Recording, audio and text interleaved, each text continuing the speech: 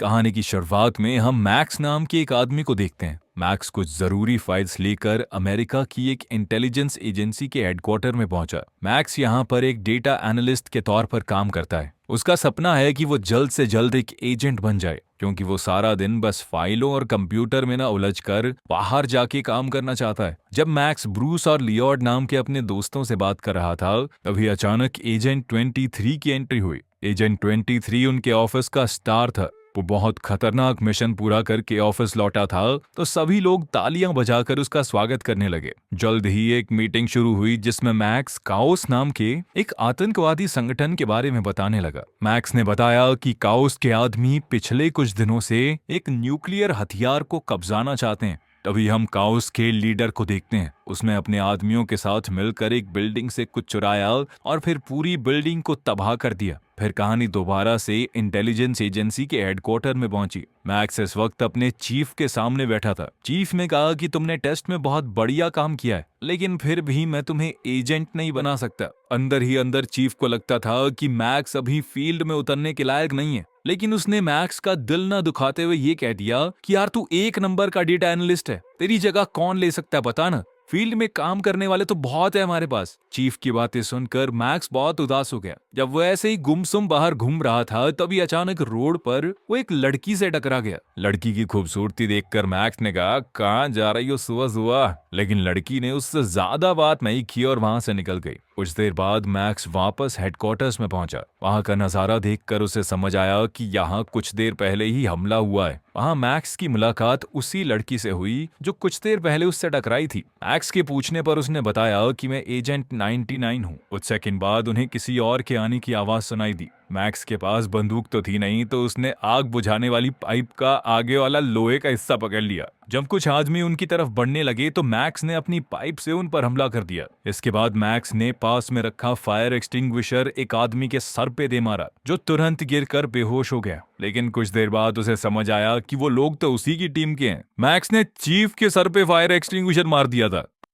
खैर, अगले दिन चीफ ने सभी खास लोगों को एक मीटिंग के लिए बुलाया। मीटिंग शुरू होने से पहले मैक्स ने सबसे कहा कि हम कोन ऑफ साइलेंस का इस्तेमाल करते हैं। कोन ऑफ साइलेंस एक ऐसा डिवाइस था जिसे ऑन करने पर उनके आसपास एक अदृश्य दीवार बन जाती थी और कोई भी बाहर का आदमी उनकी बातें नहीं सुन सकता। लेकिन जब उन्होंने इस डिवाइस का इस्तेमाल किया तो वो सभी एक दूसरे को ही नहीं सुन पा रहे थे। हर आदमी के ऊपर अलग कोन बन गई। इसीलिए आखिर में चीफ ने कहा कि हटाओ ये सब चोंचले, ऐसे ही नॉर्मली करेंगे मीटिंग। चीफ ने बताया कि हमें शक है हेडक्वार्टर्स पर किया हुआ हमला काओस के लोगों ने ही किया है। चीफ को जानकारी मिली थी कि पिछले 3 महीनों में बहुत सारा न्यूक्लियर मटेरियल गायब हुआ है, खास करके यूरेनियम की चोरी हो रही है। चीफ ने बताया कि उन्होंने हमारे सिस्टम को हैक कर लिया है। अब उनके पास हमारे सभी एजेंट्स की पहचान है। पिछले कुछ दिनों से हमारे एजेंट लगातार मर रहे हैं। आगे चीफ ने एक आदमी का फोटो दिखाते हुए कहा कि हमें काओस के बारे में ज्यादा जानकारी नहीं है, लेकिन क्रिस्टिक नाम का एक आदमी उनका सबसे बड़ा सप्लायर है। चीफ ने कहा कि हम इस आदमी के जरिए काओस तक पहुंच सकते हैं। इससे पहले काओस न्यूक्लियर हथियार बनाने में कामयाब हो जाए, हमें उन्हें रोकना होगा। लेकिन उन्हें ये नहीं पता कि वो आदमी इस वक्त है कहाँ। इस पर मैक्स ने जवाब दिया, रशिया में है ये। मैंने अपनी रिपोर्ट में लिखा था इसके बारे में, कोई पढ़ता नहीं है क्या? इस पर चीफ ने कहा, इतनी डिटेल में रिपोर्ट बनाता कौन पढ़े इतनी लंबी रिपोर्ट? अब काओस को उनके के सभी एजेंट्स की पहचान का पता लग चुका है, इसलिए चीफ ने फैसला किया कि एजेंट 99 के साथ एक नए एजेंट को भेजा जाएगा, एजेंट 86। क्योंकि 99 ने हाल ही में अपने चेहरे की प्लास्टिक सर्जरी करवाई है, इसलिए उसे कोई पहचान नहीं पाएगा। यहाँ मैक्स ने हैरान होकर पूछा कि ये सब तो ठीक है, पर एजेंट 86 कौन है? चीफ ने मैक्स की तरफ देखा और कहा कि तुम। ये सुनते ही मैक्स ने कोई रिएक्शन नहीं दिया। उसने पास में रखा हुआ कोन ऑफ साइलेंस उठाया, साइड में जाकर दीवार की तरफ मुंह करके चिल्लाने लगा, अरे मजा आ गया, भाई का प्रमोशन हो गया। लेकिन उस डिवाइस में थोड़ी गड़बड़ी थी, उसकी आवाज सबको सुनाई दे गई और मैक्स पीछे मुड़कर ऐसे चिल एक्ट करने लगा कि मैं तो कूल इंसान हूँ, प्रमोशन दे दी दे दी। इस पर एजेंट 99 कहने लगी कि मैं इस अनाड़ी के साथ काम नहीं करने वाली। लेकिन चीफ ने कहा कि जो बोला है वो तो करना पड़ेगा। मिशन पर जाने से पहले ब्रूस और लॉयड ने मैक्स को एक नया गैजेट दिया जो उन्होंने हाल ही में बनाया था। उस छोटे से डिवाइस में हर तरह के हथियार थे। इसके बाद मैक्स और एजेंट 99 फ्लाइट में बैठे। सफर के दौरान 99 को अपने पीछे बैठे हुए एक लंबे तगड़े आदमी पर शक हो गया। उसे लग रहा था कि वो हट्टा कट्टा आदमी एक अपने खली भाई साहब भी है इस मूवी में। कुछ देर बाद जब मैक्स अपने जूते से चिपकी हुई एक च्युइंगम उतार रहा था तो उसके पीछे बैठे आदमी को गलतफहमी हो गई कि मैक्स के जूते में बम लगा है और वो जोर जोर से चिल्लाने लगा, इस आदमी के पास बम है इसके पास। मैक्स उसे समझाने की कोशिश कर रहा था कि मैं तो बस च्युइंगम निकाल रहा हूँ, पागल है क्या। लेकिन इतने में एक पुलिस वाले ने वहां आकर मैक्स को धर दबोचा। उसने मैक्स के हाथ बांधकर उसे फ्रंट सीट पर बैठा दिया। चीफ के प्लान के मुताबिक उनका उतरने का टाइम हो गया है, जिसके बाद मैक्स अपने आप को आजाद करके वहां से निकलने के लिए टॉयलेट में चला गया। वहां मैक्स ने अपनी जेब से वही गैजेट निकाला जो ब्रूस ने उसे दिया था। वो उस गैजेट को अपने मुंह में लेकर छोटे छोटे तीर मारने लगा ताकि उसके हाथ में बंधी हुई जिप टाइज को तोड़ सके। लेकिन मैक्स गजब अनाड़ी आदमी है। उसने एक तीर अपने पैर में मारा, एक कान में, एक गाल पे, और फिर उसका आखिरी तीर उसकी जिप टाइज को तोड़ता हुआ इजेक्ट बटन पर घुस गया। इसके बाद मैक्स बिना पैराशूट लिए ही प्लेन से नीचे कूद गया। मैक्स के चाहते ही 99 भी टॉयलेट में पहुंची। वो वहां पर 2 पैराशूट देखकर समझ गई कि ये पागल बिना पैराशूट के कूद गया। उसने बिना वक्त जाया किए अपना पैराशूट पहनकर छलांग लगाई। कुछ देर बाद खली भैया ने भी बचा हुआ पैराशूट पहन के जंप लगा दी। थोड़ी देर बाद एजेंट 99 हवा में मैक्स तक पहुंच गई और उसे पकड़कर अपना पैराशूट खोल दिया। लेकिन तब तक वो हट्टा कट्टा आदमी भी उन तक पहुंच गया और उनके बीच हवा में ही लड़ाई शुरू हो गई। सबसे पहले इस आदमी ने हमला करके एजेंट 99 के पैराशूट को फाड़ दिया और फिर एजेंट 99 के साथ साथ मैक्स को भी पकड़ लिया। 99 ने बहुत कोशिश की अपना इमरजेंसी पैराशूट खोलने की, लेकिन हमारे ताकतवर खली भैया ने उन्हें जबरदस्त तरीके से जकड़ा हुआ था। मैक्स ने इस पहाड़ जैसे आदमी के गोटे फोड़ने की कोशिश की, लेकिन लोहे के गोटों पे उसका पैर क्या काम करता। लेकिन फिर एजेंट 99 ने पीछे मुड़कर भैया को किस्सी दे दी, जिससे हमारा पहलवान थोड़ा हक्का बक्का रह गया और सही समय पर एजेंट 99 और मैक्स अपना पैराशूट खोलकर बच गए। जैसे तैसे खली भैया की भी जान बच गई।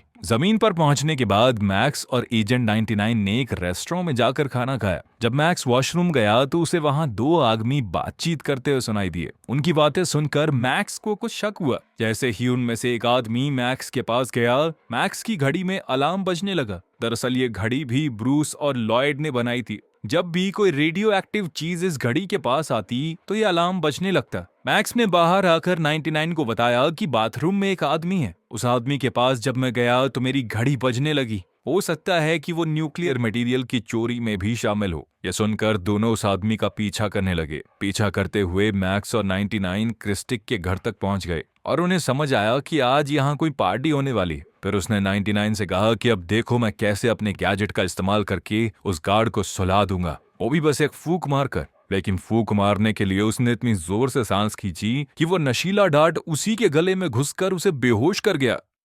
जब वो होश में आया तो उसने अपने सामने 99 को पार्टी के लिए तैयार होते हुए देखा। अपने साथ साथ 99 ने उसे भी पार्टी के लिए तैयार कर दिया था।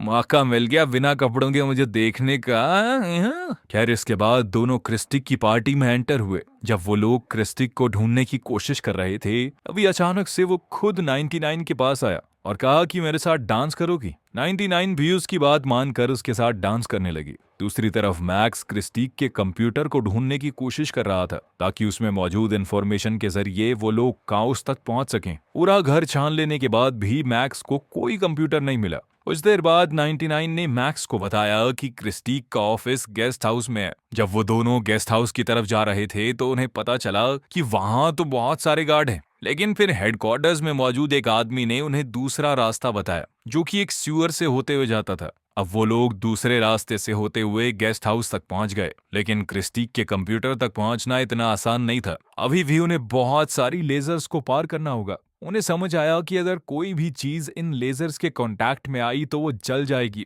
जब 99 एकदम लचीले तरीके से उन लेजर्स को पार कर रही थी तो मैक्स उसे अजीब तरीके से देखने लगा। 99 ने कहा कि ध्यान से देख लो, फिर तुम्हें भी आना है। जल्द ही अब मैक्स की बारी थी उन लेजर्स को पार करने की। शुरुआत में वो ठीक कर रहा था, लेकिन फिर सीवर से निकला हुआ एक चूहा उसके सूट में घुस गया, जिसके बाद मैक्स ना चाहते हुए भी हिलने लगा। 99 ने कहा कि खुद को संभालो, ऐसे कैसे संभालो, कंचों की तरफ जा रही है। चूहे की इस हरकत से मैक्स का सूट कई जगहों से जल गया, लेकिन जैसे तैसे उसने भी पार कर ही लिया। क्रिस्टीक के कंप्यूटर डेटा से उन्हें पता चला कि उसने कुछ दिन पहले ही मॉस्को की एक बेकरी में बम बनाने का सामान भेजा है। लेकिन इससे पहले कि वो कुछ और जान पाते, क्रिस्टीक के आदमी वहां पहुंच गए, लेकिन उन इस तरीके से लड़ते हुए क्रिस्टीक के आदमियों को मार गिराया। मैक्स की लड़ने की काबिलियत देखकर 99 काफी इंप्रेस हुई, क्योंकि अब तक तो उसे लग रहा था कि मैक्स के साथ काम करना उसकी सबसे बड़ी गलती है। फिर वो दोनों मॉस्को की उस बेकरी की तरफ निकल गए जहां क्रिस्टीक ने कुछ दिन पहले बम का सामान भेजा था। अंदर जाने से पहले 99 ने मैक्स को एक कैप्सूल जैसा डिवाइस दिया ताकि वो दोनों आपस में बात कर सकें। फिर वो दोनों अलग अलग रास्ते से बेकरी के अंदर गए। बेकरी के अंदर मैक्स को दो गुंडे मिले, सीग और स्टार्कर। मैक्स दिखाने लगा कि मैं भी एक माफिया डॉन हूँ, डील करने आया हूँ तुम्हारे साथ। लेकिन फिर सीग ने उसे कैमरा की फुटेज दिखाई जिसके अंदर एजेंट 99 छुपकर बेकरी के अंदर घुसने की कोशिश कर रही थी। सीग समझ गया कि मैक्स भी इस लड़की के साथ है और उसने अपने साथी स्टार्कर को मैक्स को मारने का ऑर्डर दिया। अब मैक्स अजीबोगरीब तरीके से स्टार्कर पर हमला करने की कोशिश करता है, लेकिन स्टार्कर भी सोच में पड़ गया कि क्या जोकर आदमी है ये। लेकिन फिर मैक्स ने सामने पड़ी टेबल को धक्का मार के स्टार्कर के कंचे फोड़ दिए और अगले ही हमले में उसे बेहोश कर दिया। उधर उस छोटे रेडियो डिवाइस की मदद से एजेंट 99 को भी पता चल गया था कि सीग नाम का गुंडा उसके बारे में सब कुछ जान चुका है, इसलिए वो भी वहां से भागने की कोशिश करने लगी। दूसरी तरफ मैक्स को वहां कई सारे हथियार और काफी सारा न्यूक्लियर मटेरियल भी मिला। अब मैक्स ने बड़ी सावधानी से पूरी बिल्डिंग में छोटे छोटे बम लगा दिए ताकि सभी हथियारों को खत्म किया जा सके। जब वो धमाके होने वाले थे तो दोनों बिल्डिंग की छत पर पहुंच गए। कुछ ही देर में पूरा बेस तबाह हो गया, लेकिन यहाँ पर खली भैया की फिर से एंट्री हो गई। मैक्स और एजेंट 99 मिलकर भी उसका मुकाबला नहीं कर पा रहे थे। अब मैक्स उसे ताकत से तो हरा नहीं सकता था, तो उसने दिमाग का इस्तेमाल किया। उसने ऐसे ही तुक्का मारा कि तुम्हारी बीवी के साथ बन नहीं रही ना। बहुत दुख हुआ ये सुनकर कि ऐसे हट्टे कट्टे आदमी की जिंदगी में भी छोटी छोटी दिक्कतें हैं। इसके बाद खली भैया इमोशनल हो गए। हाँ यार, कोई सुनता ही नहीं मेरा दुख, बहुत परेशान करती है मेरी बीवी मुझे। अब मैक्स ने उसके दुखड़े सुन लिए तो खली भैया ने इन दोनों को जिंदा छोड़ दिया। इसके बाद मैक्स और एजेंट 99 वहां से निकल गए। रास्ते में मैक्स ने 99 से पूछा कि तुमने अपने चेहरे की सर्जरी क्यों करवाई, पहले बहुत गंदी दिखती थी क्या? एजेंट 99 ने बताया कि एक मिशन के दौरान मुझे दुश्मन एजेंट से प्यार हो गया था, जिस वजह से मेरी पहचान उनकी एजेंसी के सामने आ गई। अब मेरे पास दो ऑप्शन थे, या तो ऑफिस में रहकर फाइल्स इधर उधर करूं या फिर अपना चेहरा पूरी तरह बदल कर दोबारा फील्ड में आ जाऊं। मैंने दूसरा ऑप्शन चुना। दूसरी तरफ हम सीग और स्टार्कर को बात करते हुए देखते हैं, जिससे हमें पता चला कि सीग जल्द ही लॉस एंजलिस शहर पर एक बड़ा हमला करने वाला है। अगले दिन चीफ के कहने पर एजेंट 23 उस जगह पर गया जहां मैक्स ने वो न्यूक्लियर सामान देखा था, लेकिन उसे वहां कोई सबूत नहीं मिला। इस बात से चीफ को शक हो गया कि कहीं मैक्स उन्हें पागल तो नहीं बना रहा, इसीलिए उसने मैक्स को हेडक्वार्टर्स की जेल में बंद करने का फैसला किया। फिर हम देखते हैं कि सीग ने वाइस प्रेसिडेंट को एक धमकी भरा मैसेज भेजा।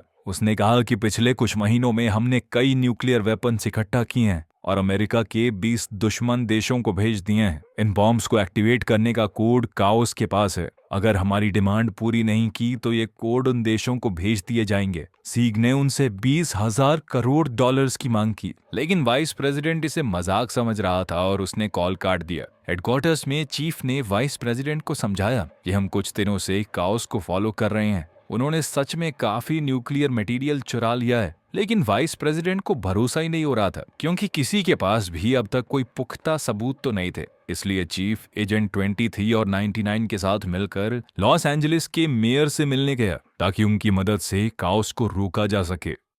वहीं दूसरी ओर जेल में फंसे हुए मैक्स को दिलीप यानी कि अपने खली भैया का मैसेज मिला, जिसमें पता चला कि सीग लॉस एंजलिस को निशाना बनाने वाला है। दिलीप दरअसल सीग का बॉडीगार्ड है, लेकिन वो नहीं जानता था कि उसका बॉस इतना गिर जाएगा। जब उसे पता चला कि मासूम लोग मरने वाले हैं तो उसने ये मैसेज मैक्स तक पहुंचाया। मैक्स बड़ी चालाकी से गार्ड्स को चकमा देकर जेल से निकल गया। ब्रूस और लॉयड ने व्यूज की मदद की। उधर चीफ जब देश के प्रेसिडेंट से मिला तो प्रेसिडेंट उसकी बातें सुनने के बाद भी विश्वास नहीं कर पाया। उसे लगा कि ये भी कोई नकली धमकी होगी, जैसे रोज रोज आती है उन्हें। उसने उनकी बातें सुने बिना ही उन्हें वापस भेज दिया। चीफ एजेंट 23 और 99 हेलीकॉप्टर में वापस जा रहे थे, तभी 99 को मैक्स का कॉल आया। उसकी बातों से चीफ समझ गया कि मैक्स जेल से भाग गया है और वो लॉस एंजलिस शहर पहुंच चुका है। चीफ ने उसकी कॉल को ट्रेस करके मैक्स को गिरफ्तार करने का ऑर्डर दिया। कमांडोज फोन की लोकेशन ट्रैक करके एक बिल्डिंग तक पहुंचे और एक आदमी को घेर लिया,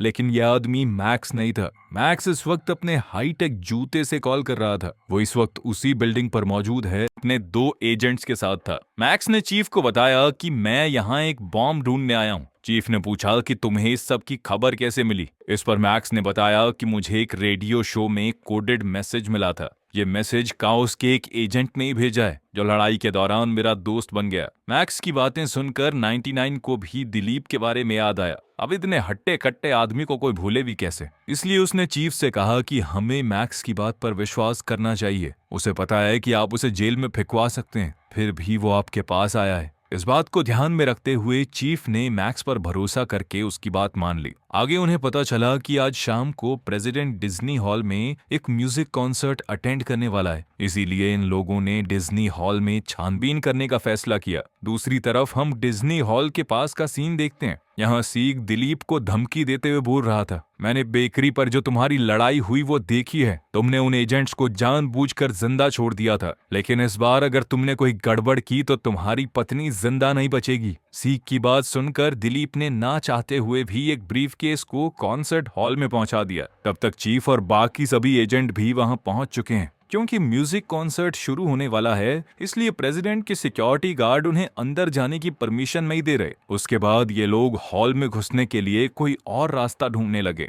इसी दौरान जब मैक्स एजेंट 23 के पास गया, तब मैक्स की गाड़ी फिर से आवाज करने लगी। यहाँ एजेंट 99 ने बताया कि इसका मतलब बेकरी में न्यूक्लियर डिवाइस मौजूद थे, पर तुमने तो कहा था कि तुम्हें वहां कोई सबूत नहीं मिला। यहाँ चीफ को समझ आया कि मैक्स नहीं, एजेंट 23 उनसे झूठ बोल रहा है। असल में वो भी काओस के साथ मिला हुआ था। जब मैक्स ने 23 को अपने हाथ में पकड़े हुए ब्रीफकेस को खोलने के लिए कहा, तब 23 ने एजेंट 99 पर बंदूक तान दी और जल्दी से वहां से निकल गया। उसके बाद चीफ और मैक्स एक गाड़ी में उसका पीछा करने लगे।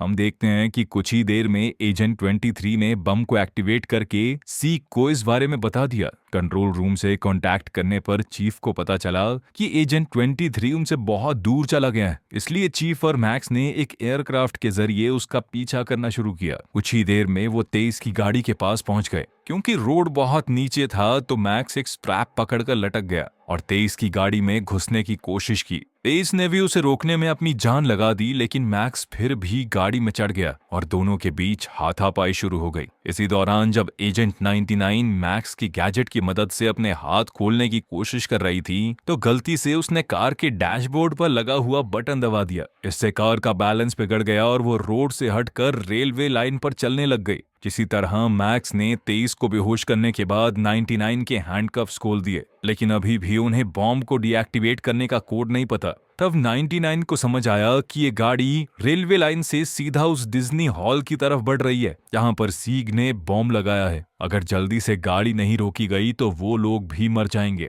गाड़ी की स्पीड बहुत ज्यादा थी, इसीलिए वो दोनों फिर से प्लेन पर चढ़ने का प्लान बनाने लगे। लेकिन तब तक एजेंट 23 को भी होश आ गया। वो मैक्स से ब्रीफकेस छीनने की कोशिश करने लगा, जबकि 99 किसी तरह अपने आप को गाड़ी से गिरने से बचा रही थी और एजेंट 23 ने मैक्स को पकड़ा हुआ था। इसी दौरान मैक्स को प्लेन से नीचे गिरने वाली घटना याद आई कि कैसे 99 ने उन्हें बचाया था, और अब उसने भी एजेंट 23 के होठों को चूम लिया। यहाँ भी ये तकनीक काम कर गई और एजेंट 23 ने चौंक कर मैक्स को देखा, वे क्या कर रहा है ये आदमी। तभी मैक्स ने अपने पास मौजूद ब्रीफकेस से उस पर हमला करके उसे जलती गाड़ी के अंदर फेंक दिया। इसके बाद मैक्स ने जैसे तैसे 99 को बचाया, लेकिन फिर अचानक वो एक कपड़े में उलझकर नीचे गिर गए। अब वो गाड़ी से अटकी हुई एक पट्टी जैसी चीज के ऊपर थे। मैक्स का पैर एक रस्सी में अटका हुआ था। सामने से आती ट्रेन को देखकर मैक्स ने जल्दी से 99 को ट्रैक के दूसरी तरफ फेंक दिया और खुद गाड़ी के साथ ट्रेन से टकरा गया। 99 ये सोचकर रोने लगी कि मैक्स मर चुका है। लेकिन कुछ ही सेकंड बाद मैक्स उसके पीछे खड़ा था। मैक्स को जिंदा देखते ही 99 ने खुशी के मारे उसे चूम लिया। उसने समय रहते रस्सी काट कर खुद को बचा लिया था। खैर, एक्सीडेंट की वजह से ब्रीफकेस में मौजूद वो डिवाइस भी अब खराब हो चुका है, जिसकी मदद से 23 ने बम को एक्टिवेट किया था।